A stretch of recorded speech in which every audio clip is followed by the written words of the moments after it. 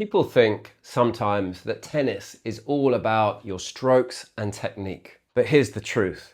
You need to be an athlete first before you can really become a tennis player. Now, granted, there are always exceptions to the rule. So think about players like Martina Hingis, John McEnroe, Brad Gilbert, none of whom were necessarily considered to be the best athletes. But in the main, think of Alcaraz and Sinner running around the court like crazy for 5 hours on end. In the modern game, you really do need to be an athlete before you can be a great tennis player.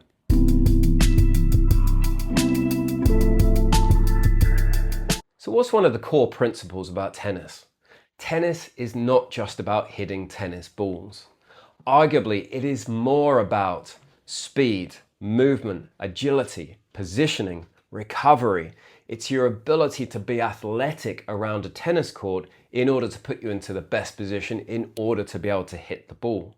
In fact, most points are won by great movement and positioning.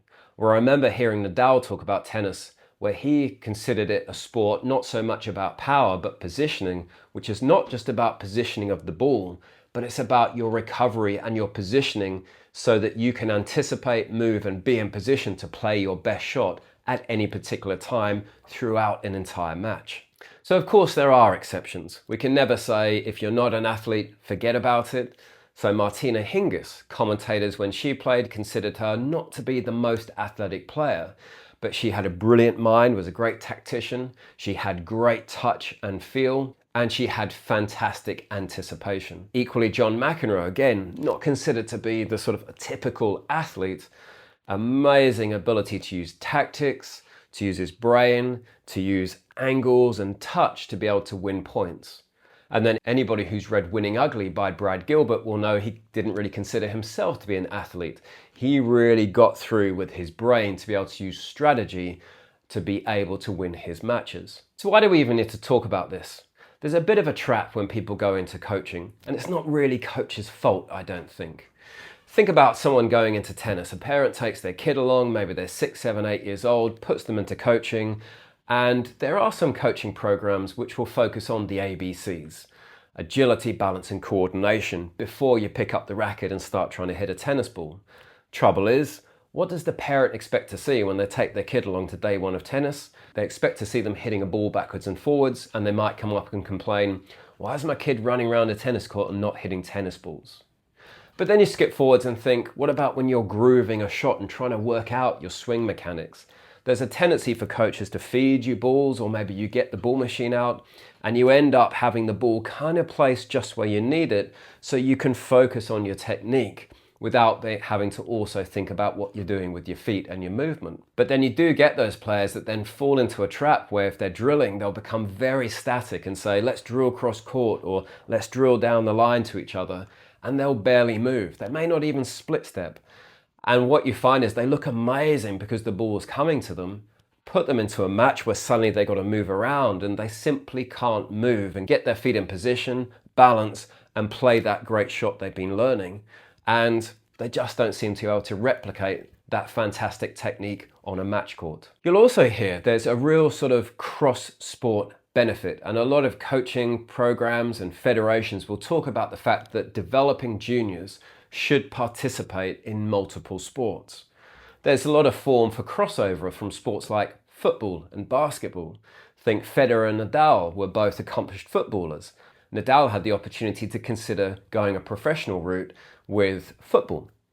So why are those sports so good and why is that encouraged? Well, if you think about a lot of the sort of transferable skills, if you're playing, let's say, football, squash, basketball, those sports require lots of lateral movement, so lots of changes in direction at speed with fantastic reactions and lots of stamina to keep that going continuously.